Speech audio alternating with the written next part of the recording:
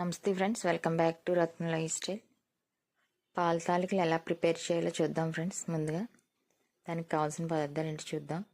Stove మీద బాణీ పెట్టుకొని 2 గ్లాసులు నీళ్ళు వేసుకోవాలి. గ్లాస్ పిండికి 2 గ్లాసులు నీళ్ళు అనమాట. ఒక లోటా నీళ్ళు వేసాను నేను. దీంట్లో టేస్ట్ తగ్గ సాల్ట్, ఒక చిన్న బెల్లం ముక్క కానీ 2 స్పూన్లు పంచదార కానీ వేసుకుంటే తాలికలు చప్పదనం లేకుండా ఉంటాయన్నమాట.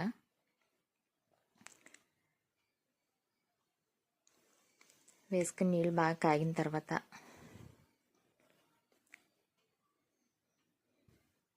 నీళ్ళు కాగిపోయిన తర్వాత పిండిని కొంచెం కొంచెంగా వేసుకుని కలుపుకోవాలి, ఉండకట్టకుండా.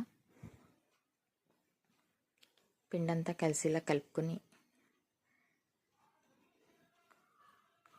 ఒక 10 నిమిషాలు మగ్గనివ్వాలన్నమాట.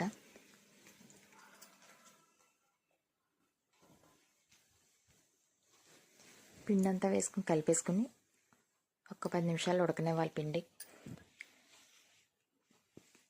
ఉడికిన తర్వాత పిండి దించేసుకుని పక్కన పెట్టేసుకుని స్టవ్ మీద మరి వేరే బాణీ పెట్టుకుని పాలు పోసుకోవాలి. దాంట్లో నేనైతే లీటర్ పాలు పోసాను. పాలు ఒక పొంగు వచ్చిన తర్వాత పాలు మనం ముందుగా నానబెట్టి పక్కన పెట్టుకున్న సగ్గుబియ్యాన్ని దాంట్లో వేసేసుకుని కొంచెం ఉడకనివ్వాలి.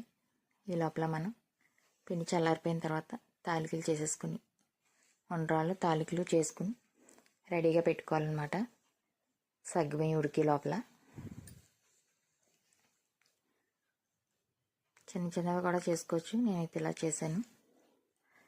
ఎంతో సింపుల్గా టేస్టీగా బాగుంటాయి ఫ్రెండ్స్. ఇలా చేసుకుంటే చిక్కటి పాలు అయితే బాగుంటాయి. పావు కేజీ పిండికి నేను లీటర్ పాలు పోసాను అనమాట.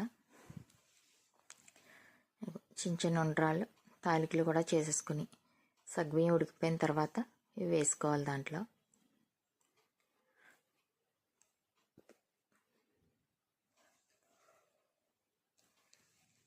ఇవన్నీ దాంట్లో వేసేసుకుని ఎక్కువసేపు కలుపుకుండా ఒకసారి కలిపేసుకుని మంటను మీడియం ఫ్లేమ్లో పెట్టుకుని ఉడకనివ్వాలన్నమాట. కొంచెం అన్నీ దగ్గరికి ఉడికిపోయిన తర్వాత ఒక 10 నిమిషాలు ఉడికిన తర్వాత ఇవి దించేసుకుని పక్కన పెట్టుకుని పాకాన్ని రెడీ చేసుకోవాలి. మనం పావు కేజీ బెల్లం వేసాను నేను. స్వీట్ తినేవాళ్ళు బట్టి ఎక్కువ కూడా వేసుకోవచ్చు. పాకం ఇలాగ బెల్లం అంతా కరిగేదాకా ఉంటే చాలు.